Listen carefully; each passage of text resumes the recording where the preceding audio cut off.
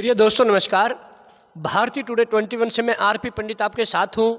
मैं इस समय करनाल के हल्का नीलोखेड़ी से कांग्रेस नेता श्री राजेश वैद्य जी के साथ हूं, जो कि पिछले दिनों से जब से राहुल गांधी जी ने भारत जोड़ो यात्रा शुरू की थी उसी समय से आज तक जो हल्का नीलोखेड़ी के 96 गांव हैं, कोई भी गांव घर ऐसा नहीं है जहां पर राजेश वैद्य जी कांग्रेस पार्टी का संदेश लेकर घर घर नहीं पहुंच रहे।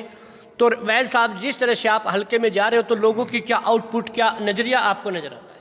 सबसे पहले आपके चैनल के माध्यम से संत शिरोमणि गुरु रविदास जी महाराज के 647वें प्रकाश पर्व की सभी को बहुत बहुत शुभकामनाएं और परमपिता परमेश्वर सबके जीवन में खुशियां और उल्लास लाए, तो ऐसी मेरी कामना है। और बाकी आपको पता ही है कि आज का जो दौर है तानाशाही का दौर है। आज किसान, मजदूर, व्यापारी, कर्मचारी सब परेशान हैं, कहीं कोई सुनवाई नहीं होती। महंगाई ने आम आदमी को 2 वक्त की रोटी भी नसीब करने से दूर कर दिया है। तो ऐसे में मेरी प्रार्थना है कि इस तानाशाही सरकार को उखाड़ फेंके, बीजेपी सरकार को चलता करे और सबको साथ लेकर चलने वाली, 36 बिरादरी को साथ लेकर चलने वाली, बिना किसी जाति पाति के, धर्म के, संप्रदाय के भेदभाव के बिना सबको साथ लेकर चलने वाली एक ही पार्टी है कांग्रेस पार्टी। आओ सब कांग्रेस पार्टी के साथ जुड़ें और कांग्रेस पार्टी को सत्ता में लाए और तानाशाही सरकार मोदी जी को बेदखल करे। अच्छा वैद्य जी, जैसे बीजेपी कहती है कि इन यात्राओं से कुछ नहीं होता और अभी राहुल गांधी जी भारत न्याय यात्रा पे इस समय हैं, तो उसमें जन सैलाब भी खूब आ रहा है, तो उससे क्या लगता है आपको? जैसे 110 सीटों पे उनकी यात्रा चल रही है, तो उसमें से कुछ कांग्रेस पार्टी अपने पक्ष में करेगी?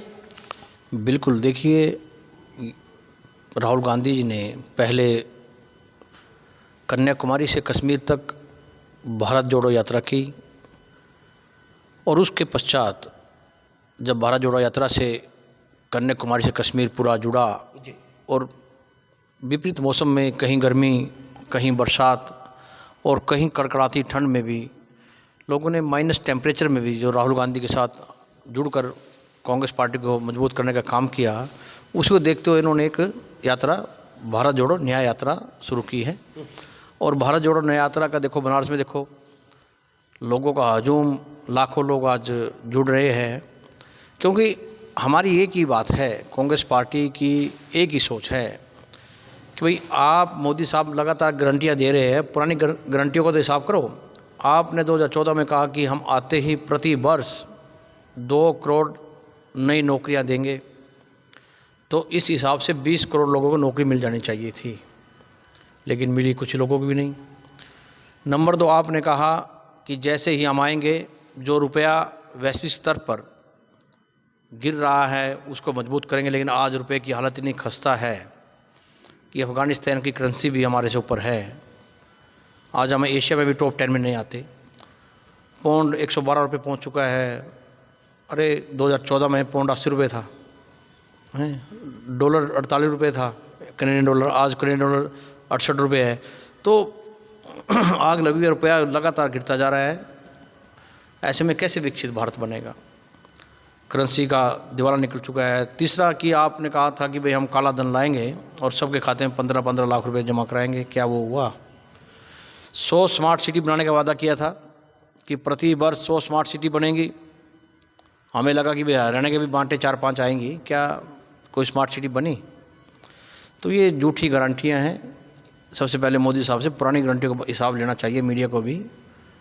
तो मेरी प्रार्थना है कि इनकी गारंटियाँ नहीं, इनके तो जुमले होते हैं, तो मोदी जी के जुमलों से बचकर रहे और इस बार कांग्रेस सरकार लाए।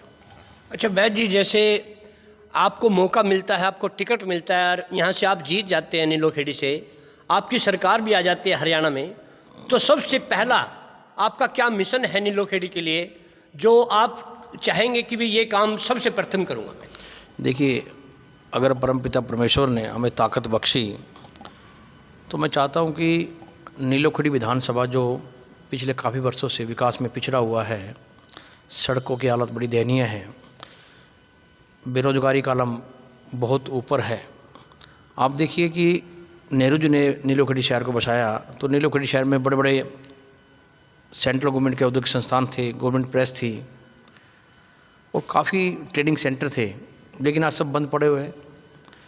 तो हमारा प्रयास रहेगा कि अगर हम परमात्मा हमें ताकत बख्शता है तो जो ये गवर्नमेंट प्रेस है, यहाँ पर कोई रेल कोच फैक्ट्री अगर इस तरह का कोई आ जाए ताकि हमारे लोगों को रोज़गार मिले, तरावड़ी को राइस हब बनाया जाए पूरे वर्ल्ड में यहाँ से राइस जाता है, लेकिन कोई ख़ास सरकार ने ध्यान नहीं दिया और आज वहाँ की भी हालत ख़राब है। ऐसे ही निसिंग है, पुरानी मंडी है, लेकिन वहाँ भी हालात कोई सुधार नहीं है, कोई सरकार कुछ सुधार नहीं कर पाई है। निगदू मंडी है, तो हमारा ये रहेगा कि कॉरिडोर बने, क्योंकि ये राइस की बेल्ट है और हमारा ये प्रयास है कि नीलोखेड़ी, तरावड़ी और निसिंग और निगदू इन चारों को आउटर रिंग रोड से जोड़ा जाए और एक ये राइस हब बने। और यहाँ पर गवर्नमेंट के, सेंट्रल गवर्नमेंट की जगह यहाँ पर बहुत पड़ी हुई है, तो वहाँ हमारा प्रयास रहेगा कि भाई सेंट्रल गवर्नमेंट की अगर प्रेस बंद हो गई है तो दूसरे सेंट्रल यूनिट कोई आ जाए यहाँ पर। सपोज कीजिए रेल कोच फैक्ट्री अगर यहाँ पर आ जाए तो बहुत से लोगों को रोज़गार मिलेगा हमारे इलाके को, तो इस तरह की सोच रहेगी।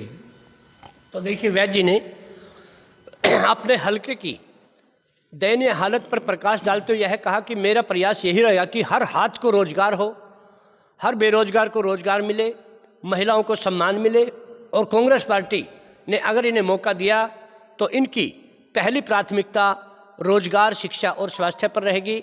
इसी तरह से हम वैद्य जी से फिर पुनः बात करेंगे। तब तक के लिए जय हिंद, जय भारत।